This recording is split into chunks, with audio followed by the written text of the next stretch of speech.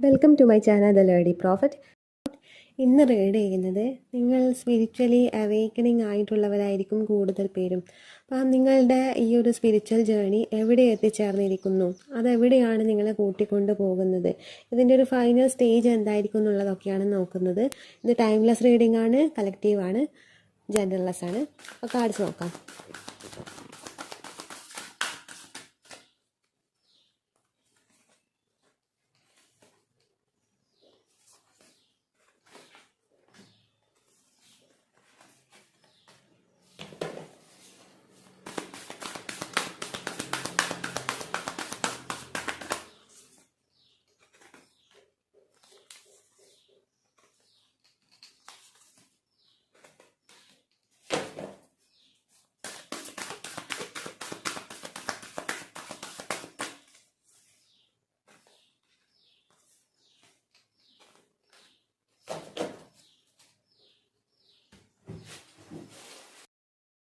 കാർഡ്സൊക്കെ എടുത്തിട്ടുണ്ട്. ഞാൻ 8 കാർഡാണ് എടുത്തിട്ടുള്ളത്.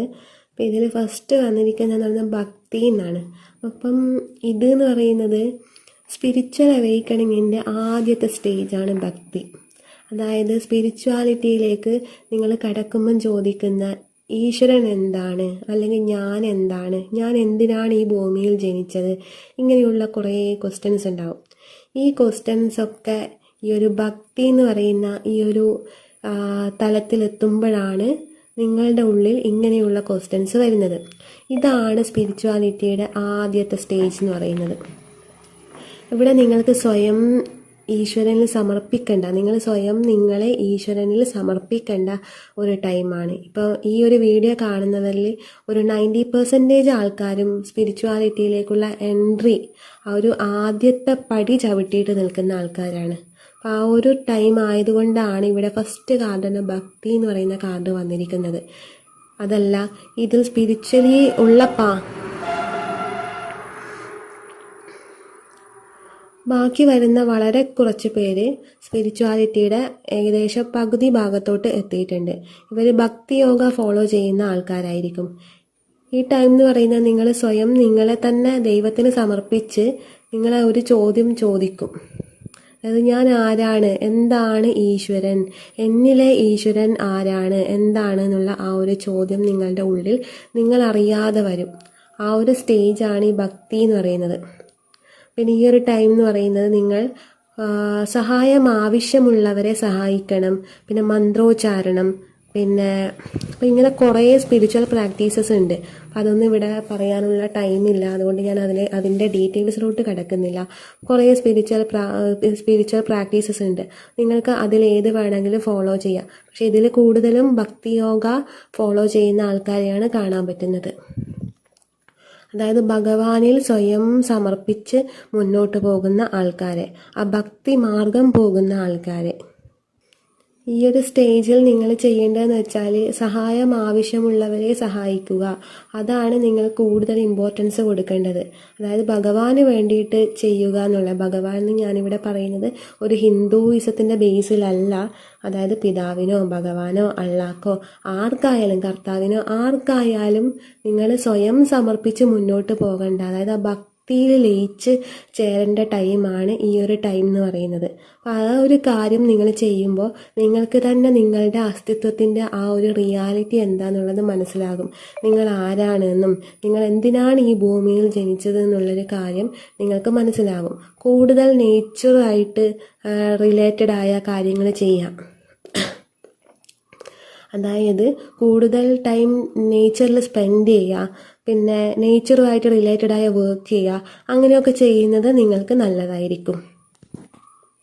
സ്പിരിച്വാലിറ്റിയുടെ ഈ ആദ്യത്തെ സ്റ്റേജ് എന്ന് പറയുന്നത് നിങ്ങൾക്ക് നിങ്ങളുടെ ശരീരത്തിനേക്കാളും, അതല്ലെങ്കിൽ മനസ്സിനേക്കാളും, നിങ്ങൾ ഉണ്ടാക്കി വെച്ച സ്വത്തിനേക്കാളും, നിങ്ങൾക്ക് ഈ മെറ്റീരിയലിസ്റ്റിക് ആയിട്ട് എന്തൊക്കെ കാണാൻ പറ്റുമോ അതിനേക്കാളും ഉപരി നിങ്ങളുടെ ഉള്ളിൽ എന്തോ ഉണ്ട് എന്നുള്ളൊരു തോന്നലുണ്ടാവും.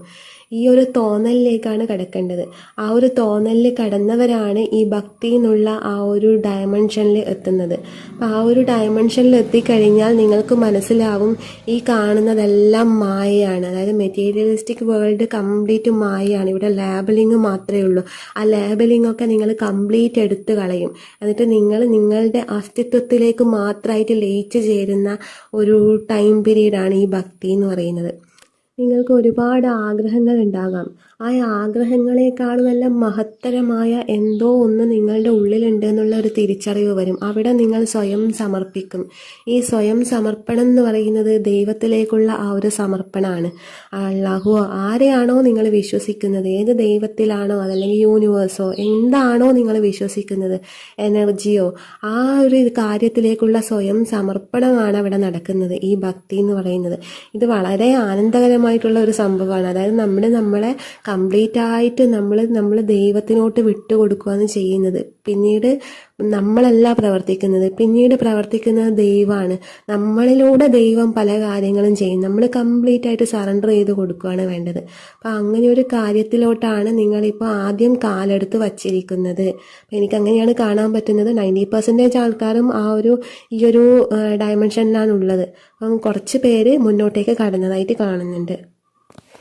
നിങ്ങൾക്ക് സെക്കൻഡ് വന്നിരിക്കുന്ന കാർഡ് അനാഹതയാണ്. അതായത് ഹൃദയത്തിലാണ് നിങ്ങൾ ജീവിക്കേണ്ടത്. ഈ സ്പിരിച്വാലിറ്റിയിലോട്ട് കടന്നു കഴിഞ്ഞാൽ ഇതാണ് ശരിക്കും സെക്കൻഡ് പ്രോസസ്സ്. കാർഡ് അതുപോലെ തന്നെ വന്നതിൽ എനിക്കും ഒരു അത്ഭുതം തോന്നുന്നു. കാരണം എന്ന് വെച്ചാൽ ഓരോന്നും സ്റ്റെപ്പ് ബൈ സ്റ്റെപ്പായിട്ടുള്ള ഒരു ഇതിലോട്ടാണ് വന്നിരിക്കുന്നത്. ആദ്യം ഭക്തിമാർഗ്ഗമാണ് വന്നിട്ടുള്ളത്, പിന്നെ വന്നിരിക്കുന്നത് അനാഹതയാണ്. ഇത് തന്നെയാണ് സ്പിരിച്വാലിറ്റീൻ്റെ ആ ഒരു സ്റ്റെപ്പ് ബൈ സ്റ്റെപ്പായിട്ടുള്ള പ്രോസസ്സ് എന്ന് പറയുന്നത്. അതായത് ഞാൻ ഭക്തി എടുത്തപ്പോൾ ഞാൻ പറഞ്ഞു, നിങ്ങൾക്ക് മനസ്സിലാകും ഈ ഒരു മെറ്റീരിയലിസ്റ്റിക് വേൾഡ് ഒക്കെ മായയാണ്. ആ ഒരു മാട്രിക്സ് എന്ന് പറയുന്ന ആ ഒരു ഇതിൽ നിന്നിട്ടാണ് നമ്മളെല്ലാവരും ജീവിക്കുന്നത്. പക്ഷെ ആ മാട്രിക്സിന് അപ്പുറത്തോട്ട് കടന്നു കഴിഞ്ഞാൽ പിന്നെ നമുക്ക് മനസ്സിലാവും ഈ കണ്ണുകൊണ്ട് കാണുന്നതും ചെവി കൊണ്ട് കേൾക്കുന്നതും അല്ലെങ്കിൽ നമ്മുടെ പഞ്ചേന്ദ്രിയങ്ങൾ കൊണ്ട് നമ്മൾ അനുഭവിച്ചറിയുന്ന കാര്യങ്ങൾ മാത്രമല്ല ഉള്ളത്. അതിനപ്പുറത്തും റിയാലിറ്റി ഉണ്ട്, അതിനപ്പുറത്തും ഡയമെൻഷൻ ഉണ്ട് എന്നുള്ള കാര്യം നമുക്ക് മനസ്സിലാകുമെന്ന്. അപ്പം ആ ഒരു പഞ്ചേന്ദ്രിയങ്ങൾ കൊണ്ട് നമ്മൾ അനുഭവിച്ചത് അറിയുന്ന കാര്യം എന്ന് പറയുന്നത് അത് മൈൻഡ് ബേസിലുള്ളതാണ്. മൈൻഡിനൊരു ലിമിറ്റ് ഉണ്ട്. അതായത് മൈൻഡിന് ചിന്തിക്കാവുന്നതിന് ഒരു ലിമിറ്റ് ഉണ്ട്, അതിനപ്പുറത്തോട്ട് പോകില്ല. പക്ഷേ ഇവിടെ അനാഹത ചക്രം എന്ന് പറയുന്നത് ഹേർട്ട് ചക്ര, അതായത് ഹൃദയം കൊണ്ടാണ് നിങ്ങൾ ചിന്തിക്കേണ്ടത്, ഹൃദയത്തിലാണ് നിങ്ങൾ ജീവിക്കേണ്ടത്. ഇപ്പം നമ്മളെല്ലാവരും ജീവിക്കുന്നത് മൈൻഡിലാണ്. നിങ്ങളെല്ലാവരും അങ്ങനെ ജീവിക്കുന്നത് മൈൻഡിൽ. ഇനിയുള്ള ജീവിതം എന്ന് പറയുന്നത് നിങ്ങളുടെ ഹൃദയത്തിലാണ് ജീവിക്കേണ്ടത്. ആ ഒരു ഹൃദയത്തിൽ ജീവിക്കുമ്പോൾ എന്ന് പറയുന്നത് നിങ്ങൾക്ക് പിന്നെ ഫിയർ ഇല്ല. കാരണം കംപ്ലീറ്റ് കൺട്രോൾ ഡിവൈനിലാണ്. മൈൻഡിലാണ് ഫിയർ എന്ന് പറയുന്നത് വരുന്നത്, മൈൻഡിലാണ്. പക്ഷെ ഹൃദയത്തിൽ ജീവിക്കുമ്പോൾ എന്ന് പറയുന്നത് നിങ്ങൾക്ക് ഏറ്റവും ബ്യൂട്ടിഫുൾ ആയ ലൈഫ് നിങ്ങൾക്ക് എക്സ്പീരിയൻസ് ചെയ്യാൻ പറ്റും. കാരണം നിങ്ങളിലേക്ക് റോങ് ആയിട്ടുള്ള ഒരു കാര്യവും വരില്ല, ഒരു ഫിയർ ആയിട്ടുള്ള ഒരു കാര്യവും നിങ്ങൾക്ക് വരില്ല. ഈ ഒരു ഹേർട്ട് ചക്ര ഓപ്പൺ ആയി കഴിഞ്ഞാൽ പിന്നെ നിങ്ങൾക്ക് ഭയങ്കര ഒരു ആനന്ദമായിരിക്കും ഉണ്ടാവുക. ആ ഒരു ആനന്ദത്തെയാണ് ഇവിടെ അനാഹത ചക്ര കാണിക്കുന്നത്. അതായത് ഈ ഒരു മാട്രിക്സിനപ്പുറത്തും കാര്യങ്ങളുണ്ട്. ആ ഒരു കാര്യം എനിക്ക് ടച്ച് ചെയ്യാൻ പറ്റും, എനിക്ക് ലിമിറ്റ് ഇല്ല. എൻ്റെ മൈൻഡിലാണ് ലിമിറ്റ് ഉള്ളത്. ആ ഒരു മൈൻഡ് അവിടെ ബ്രേക്ക് ആയി കഴിഞ്ഞാൽ പിന്നെ നിങ്ങൾക്ക് ഒന്നിനും ഒരു ലിമിറ്റും ഇല്ല. അവിടെ നിങ്ങൾ ചെയ്യുന്ന കാര്യങ്ങളൊക്കെ ആയിരിക്കും, പെർഫെക്റ്റ് ആയിരിക്കും. ആ ഒരു പെർഫെക്റ്റ് ഡയമെൻഷനിലോട്ടാണ് ഈ ഒരു അനാഹത ചക്ര ഓപ്പൺ ആയി കഴിഞ്ഞാൽ പോകുന്നത്. ഈ അനാഹത ചക്രയെ തന്നെയാണ് ഫസ്റ്റ് വർക്ക് ചെയ്യേണ്ടത്. അതിനുശേഷം മാത്രമേ ബാക്കിയുള്ള ചക്രങ്ങൾ ഓപ്പൺ ആവുന്നുള്ളൂ. കാരണം എന്ന് വെച്ചാൽ അനാഹത ചക്രയാണ് ബാക്കിയുള്ള ചക്രങ്ങളുടെ ഡോർ. അതായത് അപ്പർ ചക്രയുണ്ട്, ലോവർ ചക്രയുണ്ട്. ഇതിൻ്റെ മിഡിലിൽ വരുന്നതാണ് അനാഹത ചക്ര. ലോവർ ചക്ര എന്ന് പറയുന്നത് മെറ്റീരിയലിസ്റ്റിക് ആയിട്ട് കണക്റ്റഡ് ആണ്. അപ്പർ ചക്ര എന്ന് പറയുന്നത് സ്പിരിച്വൽ ഡയമെൻഷനുമായിട്ട് കണക്റ്റഡ് ആണ്. അപ്പോൾ ഇതിൻ്റെ രണ്ടിൻ്റെയും മിഡിലിൽ പ്രവർത്തിക്കുന്ന ഒരു ചക്രയാണ് അനാഹത ചക്ര എന്ന് പറയുന്നത്. അപ്പോൾ ഈ ഒരു ചക്രയാണ് ഡോർ. ബാക്കിയുള്ള ചക്രാസിൻ്റെ എല്ലാം ഡോർ എന്ന് പറയുന്നത് ഇതാണ്. അപ്പോൾ ഈ ഒരു ചക്രയാണ് വർക്ക് ചെയ്യേണ്ടത്, ഇതിലാണ് നമ്മൾ വർക്ക് ചെയ്യേണ്ടത്. ഈ ഒരു ചക്ര ഓപ്പൺ ആയി കഴിഞ്ഞാൽ ബാക്കിയുള്ള ചക്രാസ് നാച്ചുറലി അവിടെ ഓപ്പൺ ആയിട്ട് വരും. അത് നമ്മളൊന്നും ചെയ്യണ്ട, ചക്രകൾ ഓപ്പൺ ആവാനോ അതൊന്നും നമ്മളൊന്നും ചെയ്യണ്ട. പക്ഷെ അനാഹത ചക്രകൾ നമുക്ക് ചെയ്യാം. കാരണം അതിലൂടെയാണ് ബാക്കിയുള്ള ചക്രാസിൻ്റെ ഓപ്പണിങ് സംഭവിക്കുന്നത്. അപ്പോൾ ഇതാണ് ഒരു സെക്കൻഡ് സ്റ്റേജ് ആയിട്ട് വന്നത്. ഈ ഒരു അനാഹത ചക്ര, അതായത് മൈൻഡ് ലെവലിലുള്ള തിങ്കിങ് ഒക്കെ മാറ്റി ഹൃദയത്തിൽ ജീവിക്കാൻ ശ്രമിക്കുക. അപ്പോഴാണ് ജീവിതത്തിൻ്റെ ആ ഒരു ബ്യൂട്ടി എന്താണെന്ന് നമ്മൾ അറിയാൻ പോകുന്നത്. തേർഡ് നിങ്ങൾക്ക് വന്നിരിക്കുന്ന കാർഡ് മണിപൂര ചക്രയാണ്. അതായത് മണിപൂര ചക്ര എന്ന് പറയുന്നത് സെൽഫ് കോൺഫിഡൻസ്, ആ ഒരു സ്ട്രെങ്ത്, ഇതിനെയൊക്കെ സൂചിപ്പിക്കുന്നത്. അതായത് മെറ്റീരിയൽ വേൾഡിൽ നിങ്ങളുടെ സ്ഥാനം ഉറപ്പിക്കുക. നിങ്ങൾ എന്താണോ, നിങ്ങൾ ആരാണോ, ആ ഒരു സ്ഥാനം നിങ്ങൾക്ക് മനസ്സിലായി കഴിഞ്ഞാൽ ആ സ്ഥാനം ഈ ഭൂമിയിൽ ഉറപ്പിക്കുക എന്നുള്ള ഒരു മീനിങ് വരുന്ന ഒരു ചക്രയാണ് മണിപൂര ചക്ര എന്ന് പറയുന്നത്. അപ്പം നിങ്ങൾക്ക് അതായത് മറ്റുള്ളവർക്ക് നിങ്ങളിൽ ഒരുപാട് പ്രതീക്ഷകൾ ഉണ്ടാകാം, അവർ നിങ്ങളിൽ നിന്ന് പ്രതീക്ഷിക്കുന്ന ഒരുപാട് കാര്യങ്ങൾ ഉണ്ടാകാം. പക്ഷെ ഇതൊന്നും നിങ്ങളുടെ ആ ഒരു റിയാലിറ്റിയുമായി മാച്ച് ആകാത്ത കാര്യങ്ങളായിരിക്കാം മറ്റുള്ളവർ നിങ്ങളിൽ നിന്ന് പ്രതീക്ഷിക്കുന്നത്. അപ്പം രണ്ടും ക്ലാഷ് ആകും. അതായത് മറ്റുള്ളവരുടെ പ്രതീക്ഷകൾക്കൊത്ത് നിങ്ങൾക്ക് ഉയരാൻ പറ്റില്ലായിരിക്കാം. നിങ്ങൾ വേറൊരു ഡയമെൻഷനിലോട്ട് പോകുന്ന ആളായിരിക്കാം. വേറെ ഒരു അവരിൽ നിന്നും ഡിഫറെൻ്റ് ആയിട്ട് നിൽക്കുന്ന ഒരാളായിരിക്കാം നിങ്ങൾ. അപ്പം എന്ന് പറയുന്നത് നിങ്ങൾക്ക് അവരുടെ പ്രതീക്ഷകൾക്കൊത്ത് ഉയരാൻ പറ്റില്ല. അപ്പോൾ നിങ്ങൾക്ക് നിങ്ങളുടെ സ്റ്റാൻഡിൽ തന്നെ ഉറച്ചു നിൽക്കാനുള്ള ആ ഒരു സ്ട്രെങ്ത് നിങ്ങളിൽ വരുന്ന ഒരു ചക്രയാണ് മണിപൂര ചക്ര എന്ന് പറയുന്നത്. ഈ ഒരു ചക്ര ഉണർന്നു കഴിഞ്ഞാൽ ഈ ഒരു ക്ലാഷ് അവിടെ ഇല്ലാതാകും. നിങ്ങൾക്ക് അവിടെ പിടിച്ചു നിൽക്കാൻ പറ്റും. മുന്നേ ആണെങ്കിൽ ഈ ഒരു ചക്ര അവേക്കണിങ് ആകാത്ത ഒരു ടൈം ആണെങ്കിൽ നിങ്ങൾക്ക് മറ്റുള്ളവരെന്താണോ പറയുന്നത് അവരുടെ പ്രതീക്ഷകൾക്കൊത്ത് ഉയരാനും അവരെന്താണോ ആഗ്രഹിക്കുന്നത് ആ ഒരു നിലവാരത്തിനനുസരിച്ചിട്ട് ജീവിക്കാനൊക്കെയാണ് നിങ്ങൾ ശ്രമിക്കുക. പക്ഷെ നിങ്ങൾക്ക് അവിടെ നിങ്ങളുടേതായ സ്റ്റാൻഡില്ല, നിങ്ങളുടേതായ ഒരു ഐഡൻറ്റിറ്റിയും ഇല്ല. അങ്ങനെ സംഭവിക്കുമ്പോൾ നിങ്ങളല്ലാതായാണ് ജീവിക്കുന്നത്, മറ്റുള്ളവർക്ക് വേണ്ടിയുള്ള ജീവിതം. പക്ഷേ ഈ ഒരു ചക്ര ആക്ടിവേഷൻ സംഭവിച്ചു കഴിഞ്ഞാൽ നിങ്ങൾ ചെയ്യുന്നതെന്ന് വെച്ചാൽ നിങ്ങളുടെ ആ ഒരു റിയാലിറ്റി എന്താണെന്ന് നിങ്ങൾക്ക് മുന്നിൽ ഓപ്പണായി വരും. ആ ഒരു സെക്കൻഡ് വന്നിരിക്കുന്ന ഹേർട്ട് ചക്രയും ഞാൻ പറഞ്ഞു, ഒരു മൈൻഡിൻ്റെ ബേസിൽ നിന്ന് ഹാർട്ടിൻ്റെ ജീവിതത്തിലോട്ട്, അതായത് ഹൃദയത്തിലോട്ടുള്ള ജീവിതത്തിലോട്ട് വരുന്നുള്ളത്. ആ ഒരു ടൈം കഴിഞ്ഞു കഴിഞ്ഞാൽ പിന്നെ ഈ മണിപൂര ചക്രയാണ് വരുന്നത്.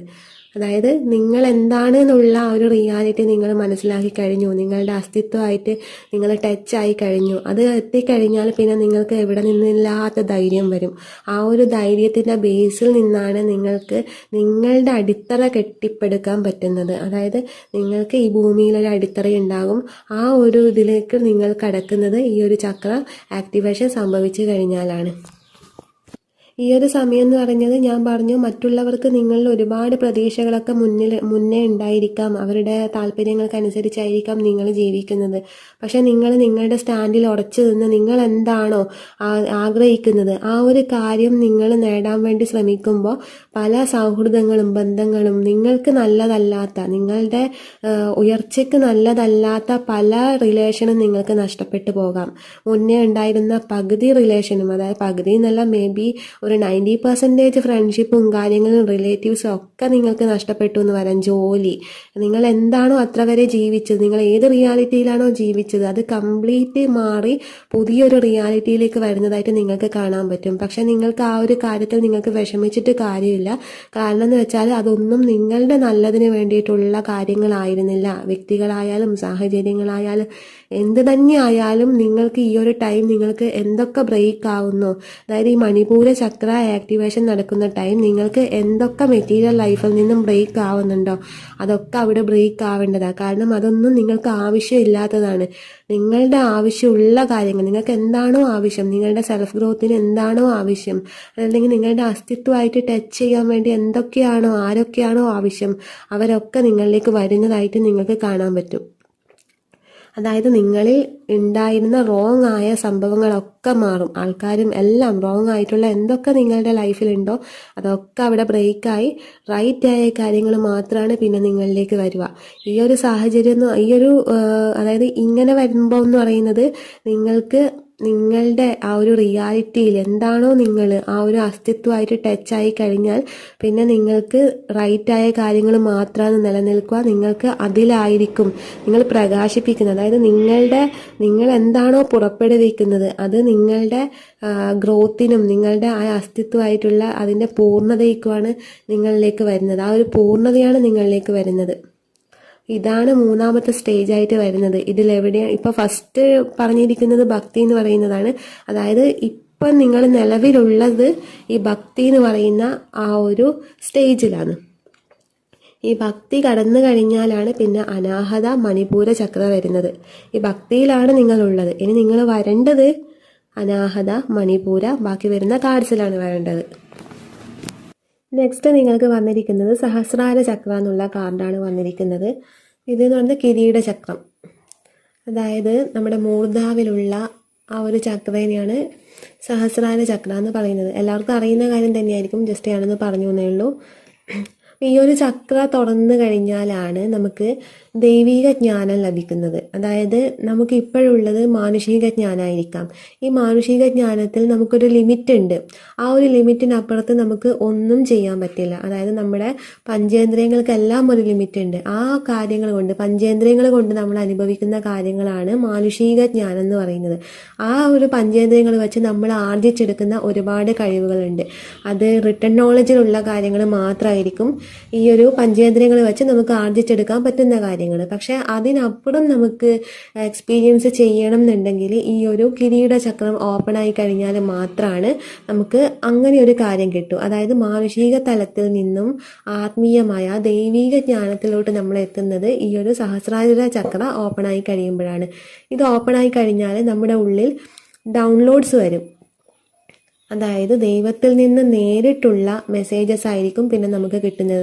ദൈവത്തിൽ നിന്നും നേരിട്ടുള്ള ജ്ഞാനം, ആ ഒരു ജ്ഞാനമാണ് നമുക്ക് കിട്ടുന്നത്. ഈ ഒരു ജ്ഞാനം എന്ന് പറയുന്നത് എവിടെ നിന്നും നിങ്ങൾക്ക് കിട്ടില്ല. ഇത് നിങ്ങൾക്ക് പ്രോപ്പറായിട്ട് യൂസ് ചെയ്യണമെന്നുണ്ടെങ്കിൽ, ഇത് ഡൗൺലോഡായി വന്നാൽ മാത്രം മതിയാവില്ലല്ലോ, നമുക്കത് ഈ പ്രോപ്പറായിട്ട് നമുക്ക് ലൈഫിലോട്ട് അത് യൂസ് ചെയ്യണം. ആ ഒരു കാര്യം നമുക്ക് യൂസ് ചെയ്യണമെന്നുണ്ടെങ്കിൽ നമ്മൾ അതിൽ തുറന്നിരിക്കണം, നമ്മുടെ മനസ്സ് തുറന്നിരിക്കണം. ഞാൻ പറഞ്ഞു, രണ്ടാമത്തെ കാർഡിൽ ഞാൻ പറഞ്ഞു, എപ്പോഴും ഹൃദയം ഓപ്പണായി വെക്കണം, നമ്മൾ അവെയറായി നിൽക്കണം. ആ മൈൻഡിന് തലത്തിലുള്ള ചിന്താഗതി മാറ്റി എപ്പോഴും ഹൃദയം കൊണ്ട് ചിന്തിക്കാൻ ശ്രമിക്കണം എന്നുള്ളത്. അത് ഒരു ഹാർട്ട് ചക്ര ഓപ്പൺ ആയി കഴിഞ്ഞ ഒരാൾക്ക് ആ ഒരു കാര്യം അവിടെ നടക്കും. അതിന് ശേഷമാണ് ഇങ്ങനെയുള്ള കാർഡ്സൊക്കെ വന്നിരിക്കുന്നത്, സഹസ്രാര ചക്രമൊക്കെ. അപ്പോൾ അതായത് ഈ ഹാർട്ട് ചക്ര ഓപ്പൺ ആയി കഴിയുമ്പോൾ തന്നെ നമുക്ക് ഈ ഇവിടുന്ന് കിട്ടുന്ന, അതായത് ഈ ഒരു സഹസ്രാര ചക്ര ഓപ്പൺ ആയി കഴിയുമ്പോൾ കിട്ടുന്ന ആ ഒരു ദൈവിക ജ്ഞാനം നമുക്ക് കറക്റ്റ് മനസ്സിലാവും. നമ്മുടെ ഓരോ സെൽസിലും ഇത് പ്രകാശിപ്പിക്കുന്നതെന്ന് പറയാം. നമ്മുടെ ബോഡിയിലെ ഓരോ സെൽസിലും ഈ ഡൗൺലോഡ്സ് വരും. ആ ഒരു കാര്യം നമുക്ക് കറക്റ്റായി യൂസ് ചെയ്യണമെങ്കിൽ നമുക്ക് ആ ഒരു അവെയർനെസ് വേണം. അവെയർ ആകുമ്പോൾ മാത്രമാണ് നമുക്ക് ഇതെന്താണ് നമുക്ക് ലഭിച്ചത് എന്നുള്ളത്, എന്ത് ജ്ഞാനമാണ് നമുക്ക് ലഭിച്ചത് എന്നുള്ള കാര്യം നമുക്ക് മനസ്സിലാകും. ഇത് എന്ന് പറയുന്നത് ഒരു നമ്മുടെ ഉള്ളിലെ ഒരുപാട് കഴിവുകൾ ഉണ്ടാവും. ഒരു പ്രതിഭ എന്ന് പറയുന്ന, അതായത് നമ്മുടെ ഉള്ളിലെ പ്രതിഭയുണ്ടാവും. ചിലരിൽ നിങ്ങൾക്ക് കാണാൻ പറ്റും പാട്ടൊക്കെ പഠിക്കാതെ തന്നെ പാടുന്ന ആൾക്കാരാണ്. അതുപോലെ ചിത്രം വരക്കാൻ പഠിക്കാതെ തന്നെ നന്നായിട്ട് ചിത്രം വരക്കുന്ന ആൾക്കാരാണ്. അപ്പം ഇതൊക്കെ ഇവർക്ക് ഇങ്ങനെ ഡൗൺലോഡ്സ് കിട്ടുമ്പോൾ വരുന്ന ഒരു കഴിവാണ്. അത് അവരറിയാതെ തന്നെ മേ ബി അത് അവർക്ക് യൂസ് ചെയ്യാൻ പറ്റുന്നുണ്ടാകും. അപ്പം നമ്മൾ ഇതെവിടെയാണ്, എങ്ങനെയാണ് യൂസ് ചെയ്യേണ്ടതെന്ന് മനസ്സിലാവണമെങ്കിൽ ആ ഒരു അവെയർനെസ്സിൽ നമ്മൾ നിന്നാൽ മാത്രമാണ് ഈ ഡൗൺലോഡ്സ് നമുക്ക് എങ്ങനെയാണ് യൂസ് ചെയ്യാമെന്ന് മനസ്സിലാവും. ഇത് ഈ ഒരു സഹസ്രാര ചക്ര ഓപ്പൺ ആയി കഴിയുമ്പോൾ ഫുൾ ടൈം ഡൗൺലോഡ്സ് ഒന്നും കിട്ടൂല. എപ്പോഴെങ്കിലും ആണ് ഈ ഒരു ഡൗൺലോഡ്സ് വരുന്നത്. പക്ഷെ അങ്ങനെ എപ്പോഴെങ്കിലും വരുന്ന ആ ഒരു കാര്യം നമ്മുടെ ലൈഫിനെ തന്നെ മാറ്റിമറിക്കുന്ന, നമ്മുടെ ഉള്ളിലെ ആ ഒരു ഇന്നർ പവറൊക്കെ പുറത്തു കൊണ്ടുവരുന്ന, ആ കഴിവ് പുറത്തു കൊണ്ടുവരുന്ന കാര്യങ്ങളായിരിക്കാം ഒരൊറ്റ ഡൗൺലോഡ്സ് തന്നെ നമുക്ക് കിട്ടുന്നത്.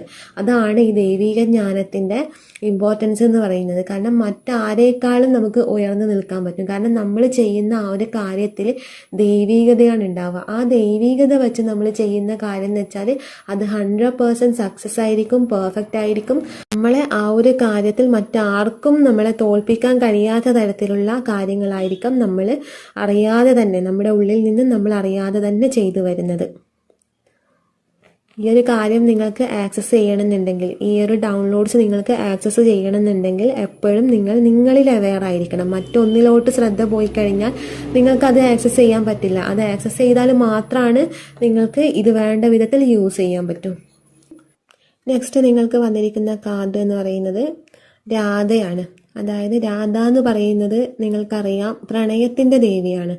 അതായത് നിങ്ങളിപ്പോൾ ആരെയെങ്കിലും പ്രണയിക്കുന്നുണ്ടാവാം, അതല്ലെങ്കിൽ ഇവിടെ മറ്റൊരാളോടുള്ള പ്രണയത്തെ അല്ല കാണിക്കുന്നത്, നിങ്ങൾക്ക് നിങ്ങളുടെ ആത്മാവിനോടുള്ള പ്രണയത്തെയാണ് കാണിക്കുന്നത്. അതായത് നിങ്ങൾക്ക് നിങ്ങളുടെ അസ്തിത്വത്തോടുള്ള പ്രണയം.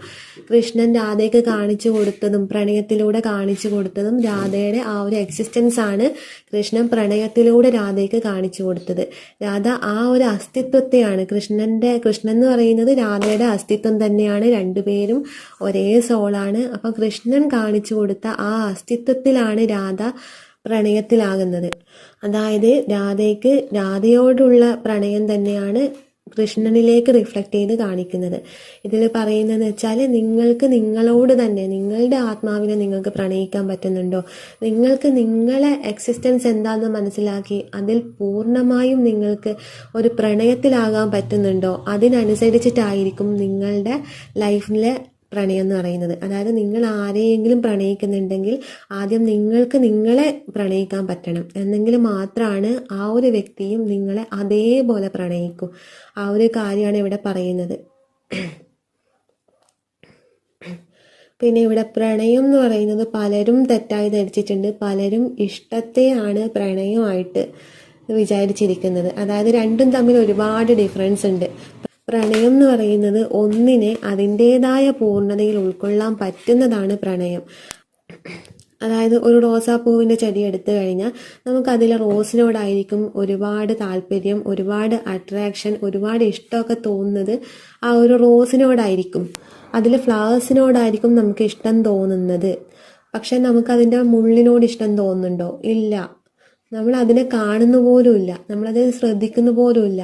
ആ ഒരു മുള്ള് നമ്മുടെ കയ്യിലോ കാലിലെങ്ങാനും തട്ടിയാൽ മാത്രമേ നമ്മൾ അതിനെ ശ്രദ്ധിക്കുന്നുള്ളൂ. അതല്ലാതെ നമ്മൾ അതിനെ മൈൻഡ് പോലും ചെയ്യുന്നില്ല. അതിൻ്റെ ഇലയെ ആരെങ്കിലും ഇഷ്ടപ്പെടുന്നുണ്ടോ? അതിൻ്റെ വേരിനെ ആരെങ്കിലും ഇഷ്ടപ്പെടുന്നുണ്ടോ?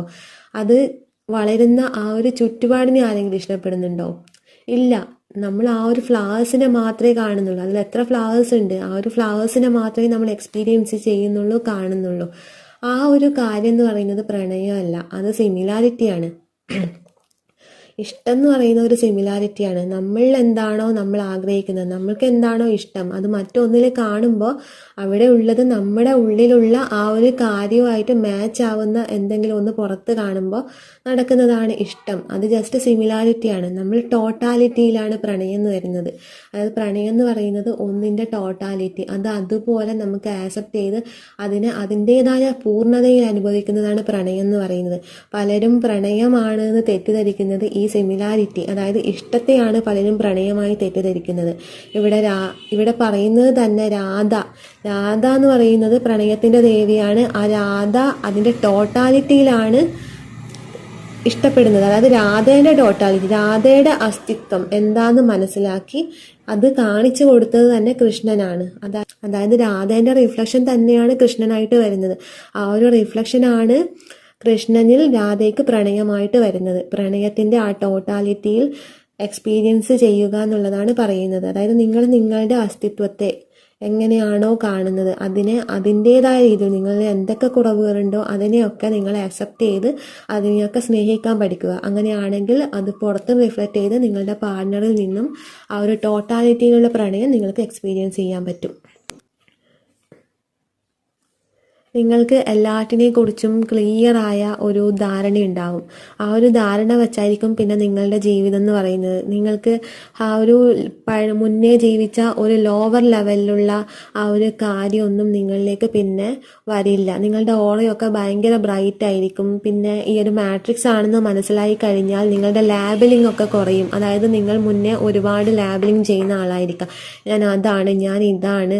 അതായത് കുറച്ച് പ്രശസ്തിയൊക്കെ ഉള്ള ആളാണെങ്കിൽ ആ ഒരു പ്രശസ്തിയിൽ ലാബലിംഗ് ചെയ്യുന്നുണ്ടാവാം. അതല്ലെങ്കിൽ കുറച്ച് ഒരു ജോബ് വൈസുള്ള ലാബലിംഗ് ചെയ്യുന്നുണ്ടാവാം. അതല്ലെങ്കിൽ ഞാൻ ഇന്ന ആളെ മകനാണ്, ഇന്ന ആളുടെ വൈഫാണ്, ഭാര്യയാണ്. അങ്ങനെ ഒരുപാട് ലാബലിംഗ് ഉണ്ട് നമുക്ക്. ഈ ഒരു ലാബലിംഗ് ഒക്കെ മാറി നിങ്ങൾ നിങ്ങളുടെ അസ്തിത്വത്തിൽ എത്തുമ്പോൾ ആ ഒരു കാര്യത്തിലേക്കായിരിക്കും പിന്നെ നിങ്ങളുടെ ഫോക്കസ്. ഈ ലാബലിംഗ് ഒക്കെ കംപ്ലീറ്റ് മാറും. നിങ്ങൾക്കുള്ള അഹംഭാവം, ഈഗോ എല്ലാം മാറി നിങ്ങൾ നിങ്ങളുടെ ആ ഒരു ടോട്ടാലിറ്റിയിലായിരിക്കും നിങ്ങൾ എക്സ്പീരിയൻസ് ചെയ്യുക. അതായത് ഈ പ്രകൃതിയുടെ തന്നെ എല്ലാറ്റിൻ്റെയും ഒരു അംശമാണ് നിങ്ങൾ എന്നുള്ള ഒരു അവയർനെസ് നിങ്ങളിലേക്ക് വന്നു തുടങ്ങും. നെക്സ്റ്റ് നിങ്ങൾക്ക് വന്നിരിക്കുന്ന കാർഡ് എന്ന് പറയുന്നത് ചിന്നമസ്ത എന്ന് പറയുന്ന ഒരു ദേവിയുടെ കാർഡാണ്. അപ്പോൾ ഈ ദേവിക്ക് നിങ്ങൾക്ക് കാണാം തലയില്ല. ഈ തലയില്ലാത്ത ദേവി നിങ്ങളിലേക്ക് വരുന്ന ടൈം ഏതാന്ന് പറഞ്ഞാൽ നിങ്ങളുടെ കുണ്ടലിനി അവേക്കണിങ് ആവുന്ന ഒരു ടൈമാണ്. ഒരു ടൈം പീരീഡ് ആയിരിക്കും ഈ ദേവി നിങ്ങളിലേക്ക് വരുന്നത്. ഈ ദേവി നിങ്ങളിലേക്ക് വന്നു കഴിഞ്ഞാൽ നിങ്ങളുടെ മൈൻഡിനെയാണ് അവിടെ തലയില്ല എന്ന് ഉദ്ദേശിക്കുന്നതെന്ന് വെച്ചാൽ ഇവിടെ ദേവിക്ക് തലയില്ലാത്തതായിട്ട് കാണാം. അപ്പം അതിൽ തല എന്ന് ഉദ്ദേശിക്കുന്നത് നമ്മുടെ ബുദ്ധി, അതായത് റിട്ടൺ നോളജ്. അതായത് മൈൻഡ് വെച്ച് നമ്മൾ ഒരുപാട് ജഡ്ജ്മെൻറ്റ് ചെയ്യുന്നുണ്ട്. ഇങ്ങനെ ജഡ്ജ്മെൻ്റ് ഒക്കെ ഇല്ലാതാകും എന്നുള്ള ഒരു കോൺസെപ്റ്റാണ് ഈ ഒരു തലയില്ല എന്നുള്ളത് കാണിക്കുന്നത്. അപ്പോൾ ഇവിടെ തലയില്ലാത്ത ഒരു ദേവീന്ന് ഇവിടെ കാണിക്കുന്നതിന് കാരണം എന്ന് വെച്ചാൽ തല എന്ന് ഉദ്ദേശിക്കുന്നത് മൈൻഡ്, അതല്ലെങ്കിൽ ബുദ്ധി വെച്ച് അളക്കുക, അതല്ലെങ്കിൽ മൈൻഡ് വെച്ച് വിലയിരുത്തുക. ഒരുപാട് ജഡ്ജ്മെൻറ്റ് നമ്മൾ ചെയ്യുന്നുണ്ടാവാം, മറ്റുള്ളവരെ ജഡ്ജ് ചെയ്യുന്നുണ്ടാകാം, പല കാര്യങ്ങളും നമ്മൾ ജഡ്ജ് ചെയ്യുന്നുണ്ടാകാം. അത് നമ്മുടെ മാനസികമായ തലത്തിൽ നിന്നും നമ്മുടെ റിട്ടൺ നോളജും കാര്യങ്ങളൊക്കെ വെച്ചാണ് ഇങ്ങനെയുള്ള വിലയിരുത്തലുകൾ നമ്മൾ ചെയ്യുന്നത്. അപ്പോൾ ഈ ഒരു കാര്യം, അതായത് നമ്മൾ നേരത്തെ ഞാൻ പറഞ്ഞു സഹസ്രാര ചക്രയുടെ കാര്യം പറഞ്ഞപ്പോൾ ഞാൻ പറഞ്ഞു നമ്മുടെ മാനുഷികമായ ജ്ഞാനമൊക്കെ മാറി നമ്മളിൽ ദൈവിക ജ്ഞാനം നിറയുന്നുള്ളത്. അപ്പം അങ്ങനെ ഒരു കാര്യം വന്നു കഴിഞ്ഞാൽ നമ്മുടെ പ്രവൃത്തി ആ ദൈവിക ജ്ഞാനത്തിലുള്ള ഒരു പ്രവൃത്തിയായിരിക്കും നമ്മൾ ചെയ്യുക.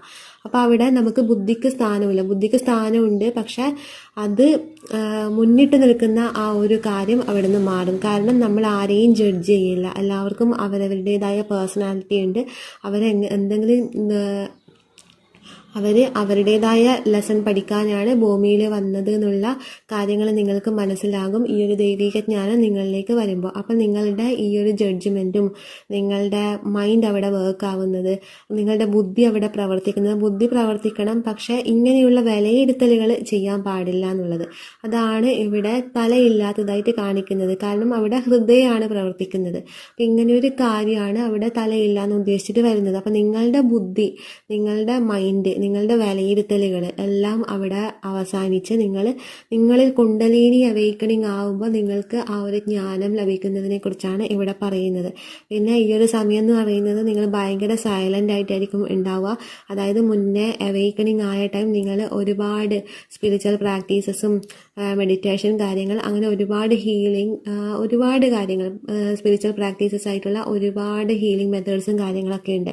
ഇതൊക്കെ നിങ്ങൾ ചെയ്തിരിക്കാം. പക്ഷേ ഈ ഒരു ടൈം നിങ്ങൾ എത്തിക്കഴിഞ്ഞാൽ, ഈ ഒരു സ്റ്റേജ് നിങ്ങൾ എത്തിക്കഴിഞ്ഞാൽ നിങ്ങൾ കംപ്ലീറ്റ് അതെല്ലാം സ്റ്റോപ്പ് ചെയ്ത് നിങ്ങൾ ഭയങ്കര സൈലൻ്റ് ആയിരിക്കും. ആ ഒരു ടൈമാണ് ഈ ദേവി നിങ്ങളിൽ പ്രവർത്തിക്കാൻ തുടങ്ങുന്നത്.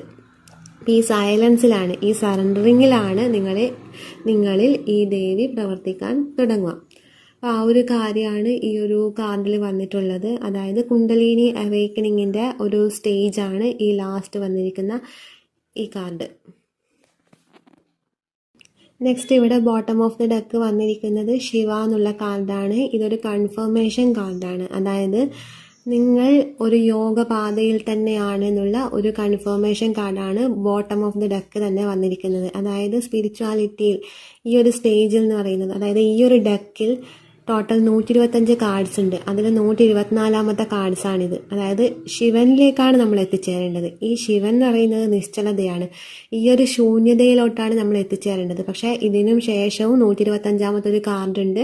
ആ ഒരു കാർഡാണ് തത്വമസി അഹം ബ്രഹ്മാസ്മി എന്ന് പറയുന്ന, എല്ലാം ഞാനാണ് എന്നുള്ള തിരിച്ചറിവ്, എല്ലാം വണ്ണസ് ആണ്, എല്ലാം ഞാൻ തന്നെയാണ്, എല്ലാത്തിൻ്റെയും അംശം ഞാൻ തന്നെയാണ് എന്നുള്ള ഒരു തിരിച്ചറിവ് നമ്മളിൽ, ആ ഒരു അവയർനെസ് നമ്മളിൽ വരുന്നത്, അവബോധം, ആ ഒരു അവബോധത്തിൽ നമ്മൾ എപ്പോഴാണോ എത്തുന്നത് ആ ഒരു ടൈമാണ് ഈ കാർഡ് നമ്മളിൽ വരിക. പക്ഷെ നിങ്ങൾക്ക് ഇവിടെ ലാസ്റ്റ് വന്നിരിക്കുന്ന 124ാമത്തെ കാർഡാണ്. അപ്പോൾ അത് ശിവ എന്നുള്ള കാർഡാണ്. ശിവ എന്ന് പറയുന്നത് ആദിയോഗി, അതായത് ആദ്യത്തെ യോഗി. ശിവൻ ഈ ജ്ഞാനോദയം കിട്ടിയ ശേഷം ഹിമാലയത്തിൽ നിന്നും പരമാനന്ദത്തിൻ്റെ ആ ഒരു നൃത്തത്തിലോട്ട് പോയി എന്നാണ് പറയുന്നത്. അതായത് തൻ്റെ ശാരീരിക പരിമിതികളെയും പിന്നെ ആ ഒരു ചലനത്തെയും, ആ ശാരീരിക പരിമിതിയെയും ചലനത്തിൻ്റെയും അതിനെയും മറികടന്ന് നിൽക്കുന്ന ഒരു നിശ്ചലത എന്ന് പറയുന്ന ഒരു സ്റ്റേജിലോട്ട് എത്തി. ഈ ഒരു ടൈം എന്ന് പറയുന്നത് ശിവൻ നിശ്ചലതയിലായി. അത് മറ്റുള്ളവർക്ക് മനസ്സിലാക്കാൻ പറ്റുന്നില്ല. ആ ഒരു നിശ്ചലത ഇന്ന് വരെയും ആരും എക്സ്പീരിയൻസ് ചെയ്യാത്ത കാര്യമായതുകൊണ്ട് ശിവനെ അവിടെ വൈരാഗി എന്ന് മുദ്രകുത്തി. അങ്ങനെയാണ് ശിവനെ ഒരു വൈരാഗി എന്നുള്ള നിലയിൽ ആൾക്കാർ കാണാൻ തുടങ്ങിയത് ആ ഒരു ടൈം. പക്ഷെ 7 സന്യാസിമാർക്ക് 7 മുനികൾക്ക് ഈ ഒരു കാര്യം, ശിവൻ എങ്ങനെ ഈ ശാരീരിക പരിമിതികളെ മറികടന്നു എന്നുള്ള ഒരു കാര്യം അറിയണമെന്ന് തോന്നി. അങ്ങനെ അവർക്ക് വേണ്ടി ശിവൻ യോഗ വിദ്യകൾ പറഞ്ഞു കൊടുക്കാൻ തുടങ്ങി. അതായത് താന്ത്രിക വിദ്യയുണ്ട്, യോഗ വിദ്യയുണ്ട്, അങ്ങനെ പറഞ്ഞു കൊടുക്കുന്ന കാര്യങ്ങളാണ്. അതായത് ശിവൻ യോഗ സമൂഹത്തിന് നൽകി എന്നാണ് പറയുന്നത്. മനുഷ്യരാശിക്ക് വേണ്ടി ശിവൻ ആ ഒരു കാര്യം, ശിവൻ എങ്ങനെയാണോ ആ ഒരു നിശ്ചലത എക്സ്പീരിയൻസ് ചെയ്തത്, ആ ഒരു ജ്ഞാനോദയം ശിവൻ എങ്ങനെയാണോ എക്സ്പീരിയൻസ് ചെയ്തത്, അതിലേക്കുള്ള വഴി മനുഷ്യ സമൂഹത്തിന് കൊടുത്തു എന്നാണ് പറയപ്പെടുന്നത്. അപ്പോൾ ഈ ഒരു കാർഡ് ഇവിടെ വന്നതുകൊണ്ട് ഉദ്ദേശിക്കുന്നതെന്ന് വെച്ചാൽ, നിങ്ങൾ ഇങ്ങനെ ഒരു ജ്ഞാനത്തിൽ എത്തിക്കഴിഞ്ഞാൽ അത് മറ്റുള്ളവർക്ക് പകർന്നു കൊടുക്കുക, ശിവൻ എങ്ങനെയാണോ കൊടുത്തത് ആ ഒരു ടീച്ചിങ് നിങ്ങൾ ചെയ്യുക എന്നുള്ള കാര്യമാണ് ഇവിടെ മെസ്സേജായി വന്നിരിക്കുന്നത്. അപ്പോൾ ഇവിടെ നിങ്ങളുടെ സ്പിരിച്വൽ അവേക്കണിങ്ങിൻ്റെ ആ ഒരു ലാസ്റ്റിലോട്ട്, എന്തിലോട്ടാണ് നിങ്ങളെ ഈ സ്പിരിച്വൽ അവേക്കണിങ് കൊണ്ടുപോകുന്നതെന്ന് ചോദിച്ചാൽ അതിൻ്റെ ആൻസറാണ് ഈ ശിവ എന്ന് പറയുന്ന കാർഡ്. അതായത് നിങ്ങൾ ഒരു ജ്ഞാനോദയത്തിൽ എത്തിക്കഴിഞ്ഞാൽ അത് മറ്റുള്ളവരിലേക്കും ഉപകാരപ്പെടുന്ന രീതിയിൽ മറ്റുള്ളവർക്കും ടീച്ച് ചെയ്ത് കൊടുക്കുക എന്നുള്ളത്. അപ്പം നിങ്ങൾ ഈ വഴിയിലൂടെയൊക്കെ, ഇപ്പം ഞാൻ ഇവിടെ 8 കാർഡ് ഞാൻ ഇവിടെ എടുത്തിട്ടുണ്ട്. അപ്പോൾ ഈ കാർഡ്സിലൂടെയൊക്കെ നിങ്ങൾ കടന്നു വന്ന് ഓരോ തലവും, സ്പിരിച്വാലിറ്റിയുടെ ഓരോ തലവും എക്സ്പീരിയൻസ് ചെയ്ത് കഴിഞ്ഞാലാണ് ലാസ്റ്റ് ഈ ശിവ എന്നുള്ള കാർഡിലെത്തുക. ആ നിശ്ചലത, ആ ശൂന്യത എന്താണെന്ന് നിങ്ങൾ അറിയും. അത് അറിഞ്ഞു കഴിയുമ്പോഴാണ് നിങ്ങൾ ഈ ഒരു ടീച്ചിങ് സമൂഹത്തിന് കൊടുക്കേണ്ടത്. അപ്പം അങ്ങനെ ഒരു മെസ്സേജാണ് എനിക്കിവിടെ കിട്ടിയിരിക്കുന്നത്. ഇതൊക്കെയാണ് നിങ്ങളുടെ റീഡിങ്. ഇഷ്ടപ്പെട്ടെങ്കിൽ ലൈക്ക് ചെയ്യുക, കമൻറ്റ് ചെയ്യുക.